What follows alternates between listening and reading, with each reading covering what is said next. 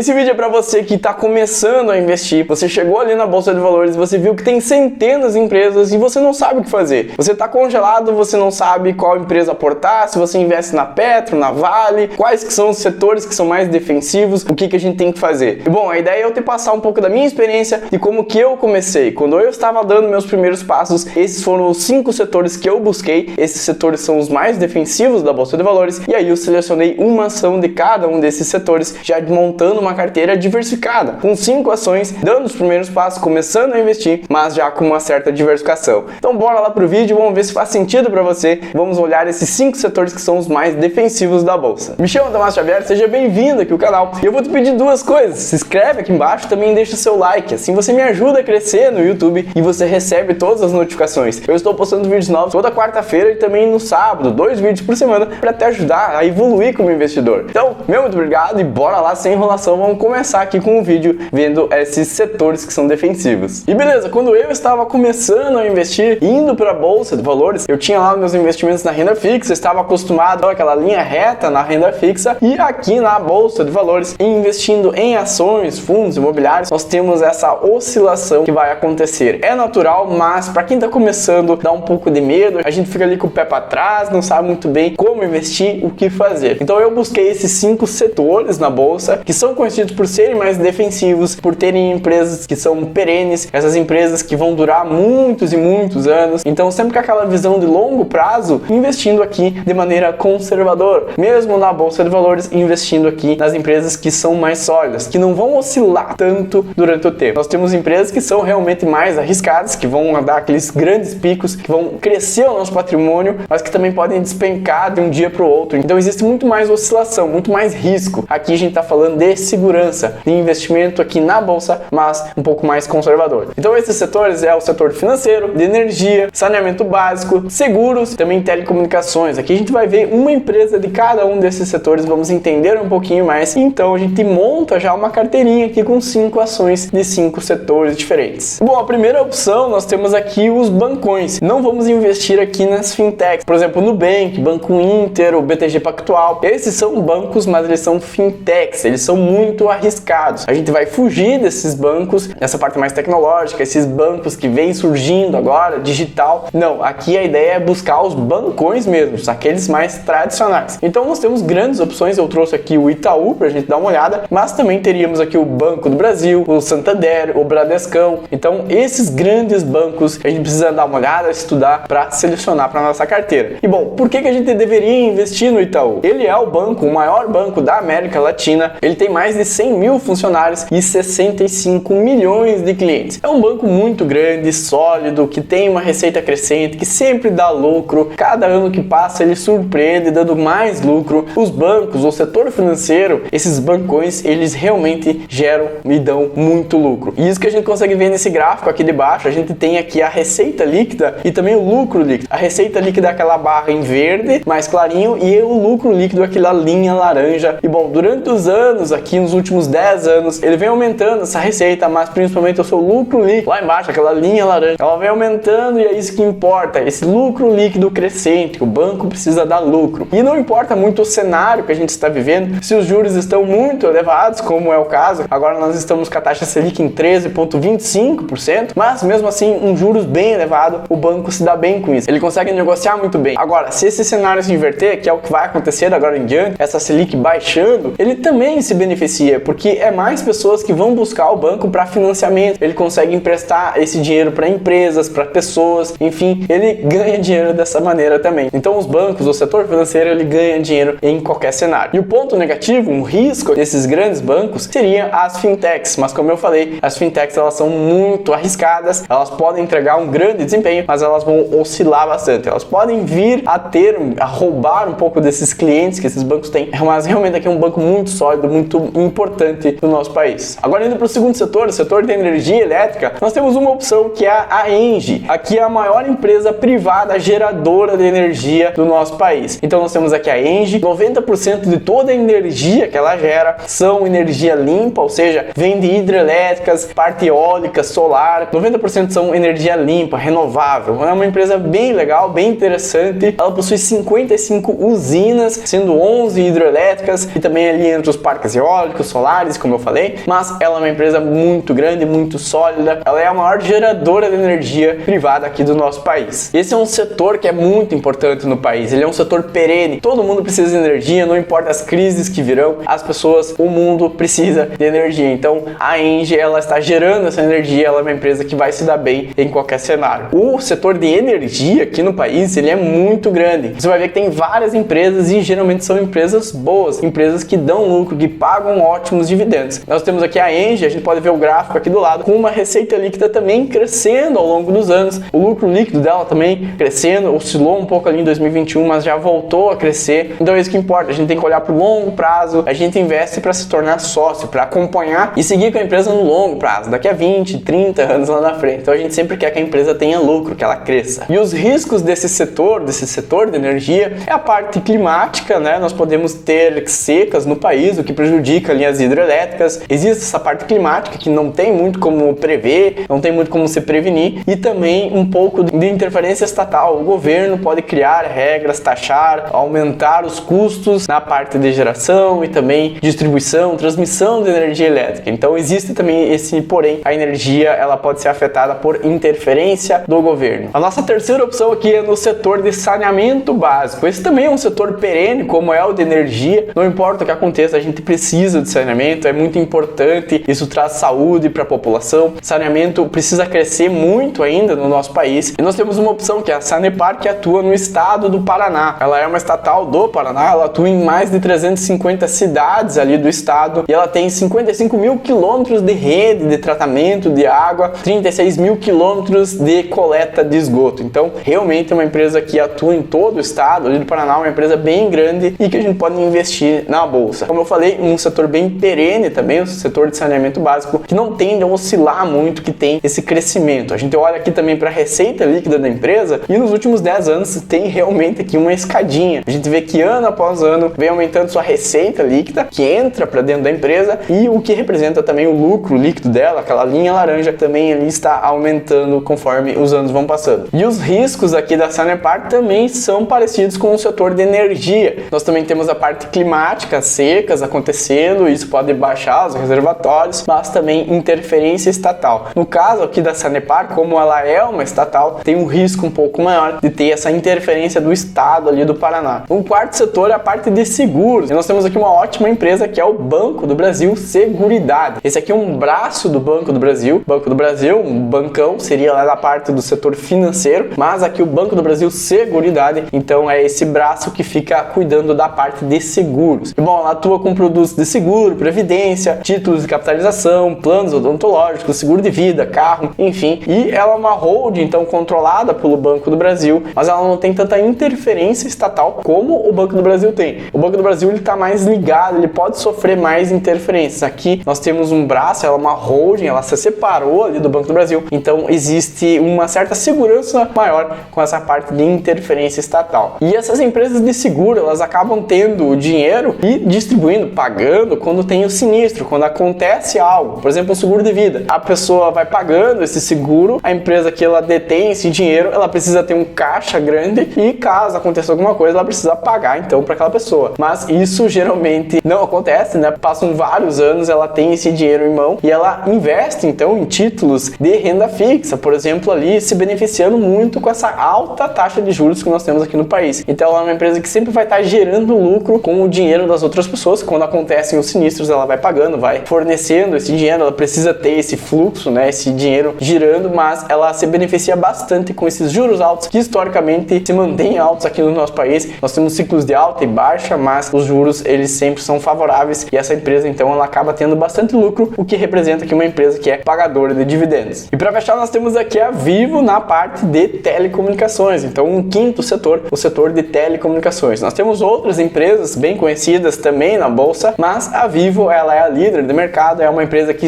é uma empresa mais séria, que tem demonstrado bons resultados nos últimos anos. Então, por exemplo, se a gente for olhar aqui o gráfico da direita, a gente vê a sua receita líquida crescendo no longo prazo, nos últimos 10 anos ela vem crescendo. Ela é uma empresa, esse setor de telecomunicações é um setor que tem uma margem baixa, porque tem bastante concorrência, a margem fica lá embaixo, o lucro líquido dela também fica baixo, mas o importante é que venha crescendo, que venha se mantendo, cada vez mais receita entrando, mais lucro para a empresa. E ela vem demonstrando isso no longo prazo. Bom, ela atua em praticamente todo o Brasil, ela tem todo esse domínio do território brasileiro, ela consegue chegar em mais de 3.000 municípios do país e os seus serviços de dados, a internet, chega para 90% então de toda a população brasileira. Ela tem essa área expandida para quase todo o Brasil. Então a Vivo realmente é a líder de mercado, ela é uma opção que é bem interessante para a gente investir e ela paga também bons dividendos. E a parte de risco dela é a concorrência. Nós temos realmente muitas empresas de tecnologia e a margem líquida, então o lucro líquido da empresa, ela acaba sendo menor. Então esse é o risco de se investir nesse setor, mas que é um setor também considerado perene, é um setor que veio para ficar. Hoje em dia ninguém fica sem internet, pode até ficar sem telefone, sem ligar, mas a internet é muito importante e ninguém mais fica sem ela. E beleza, então eu falei aqui de 5 empresas de 5 setores diferentes. O Itaú no setor financeiro, a Engie no setor de energias, depois a Sanepar com saneamento básico, o Banco do Brasil Seguridade no setor então de seguros e fechando com a Vivo na parte de telecomunicações. Mas antes da gente sair investindo na bolsa, outra dica que eu queria dar para você, passando aqui a minha experiência, primeira coisa, o primeiro ponto, não invista na bolsa de valores se você não tiver uma reserva de emergência. O que é essa reserva de emergência? Basicamente você tem ali 6 meses dos seus custos de vida. Você pega todos os boletos que você tem, todo o seu custo de vida, você soma ali e multiplica por 6. Você tem que ter 6 meses de vida tranquilo, porque caso aconteça alguma coisa, você não vai conseguir resgatar esse dinheiro lá da bolsa. Você até vai, você consegue, você tem um prazo ali de 2 dias para resgatar, você vai ter que pagar taxa, imposto. Às vezes você investiu numa ação que quando você precisa resgatar, ela vai estar naquela oscilação e vai estar uma oscilação para baixo, então você pode ter prejuízo. Então tem essa reserva de emergência que caso você precise, você utiliza a reserva e não o dinheiro que você investiu na bolsa. O segundo ponto é conheça o seu perfil do investidor. Para você investir na bolsa, você tem que ter um perfil já moderado para arrojado. Se você é conservador, se mantenha na renda fixa. Você não vai querer correr esse risco desnecessário, se sentir mal. Busque tranquilidade, busque renda fixa. Agora, se você tem um perfil moderado, está querendo começar a dar esses passos na bolsa, que é o objetivo desse vídeo, comece. Mas aí comece aos poucos, que é o terceiro ponto. Coloque pouco dinheiro. Vamos dizer que você tem 10 mil reais ali para investir, você quer colocar na bolsa. Não invista os 10 mil de uma vez só. Pega 100 reais, começa investindo em uma ação, 2 ações. A gente consegue montar uma carteira com pouco dinheiro, com 100 reais dá para investir aqui em boa parte dessas empresas. Então comece aos poucos, vá aumentando, depois aumente para 500 reais, 1.000 reais e depois, ao longo ali de 6 meses, você investe então esses 10 mil reais que você tem. Esse é apenas um exemplo, né? Esses 10 mil reais, mas que você começa aos pouquinhos, que você vai sentindo toda essa oscilação, porque realmente é diferente da renda fixa. Um quarto ponto aqui então é a diversificação. Veja que eu falei aqui 5 empresas, 5 setores diferentes. Para quê? Para ter justamente essa diversificação. Diversificação é sinônimo de segurança. Se uma dessas 5 empresas que a gente viu não der certo, acontecer algo muito forte dentro da empresa e que ela venha despencar de valor na bolsa, nós temos as outras 4 empresas para assegurar o nosso patrimônio, para manter o nosso patrimônio. Então é isso, sempre buscar diversificação, segurança, não colocar o nosso dinheiro somente em uma empresa, 2 empresas. E aqui apenas o ponto inicial, essas 5 empresas, nosso núcleo da carteira. Depois a gente vai expandindo, vai crescendo, vai aumentando essa carteira, mas com calma, com paciência. E aí entra o quinto ponto. A gente está investindo aqui para um longo prazo, a gente está falando de 15 anos, 20, 30 anos. É um investimento que a gente pensa lá para a nossa aposentadoria. A gente vai estar aumentando o nosso patrimônio. Essas empresas, elas podem se multiplicar durante o tempo, ter aquele crescimento bem grande, expressivo de 30%, 50%. Ao longo de anos podem chegar a 200%, 300%, 500%, dependendo da escolha certa que a gente fizer. A gente pode ter esse ganho de patrimônio, de valorização da ação. E durante todo esse tempo a gente também vai recebendo dividendos. A gente pega esses dividendos, vai aportando cada vez mais, comprando mais ações e isso vai gerando um efeito bola de neve e o nosso patrimônio ele vai crescendo ao longo do tempo. Para daí sim a gente chegar na nossa liberdade financeira, onde o nosso dinheiro vai estar gerando uma grana suficiente para a gente viver, para a gente pagar todos os nossos custos, para a gente não se preocupar mais com dinheiro. Esse é o objetivo final, investir para lá na frente o nosso próprio dinheiro, pagar todas as nossas contas e a gente ter uma vida mais tranquila, uma vida mais sossegada. Tenho certeza que você não vai se arrepender e você vai estar investindo e multiplicando seu patrimônio no longo prazo. Por esse vídeo é isso, espero que você tenha gostado. Eu vou deixar um outro vídeo aqui do lado falando como montar uma carteira de investimentos com 10 mil reais, com uma excelente diversificação, com renda fixa, fundos imobiliários, ações e também investimento no exterior. Uma carteira completa, muito bem diversificada, o que significa segurança para você, sempre com uma visão de longo prazo. Então dá uma olhadinha nesse vídeo, vai complementar aqui também com essas ações que a gente viu. E é isso, meu muito obrigado obrigado, me chamo Tomás Xavier, te vejo semana que vem e falou!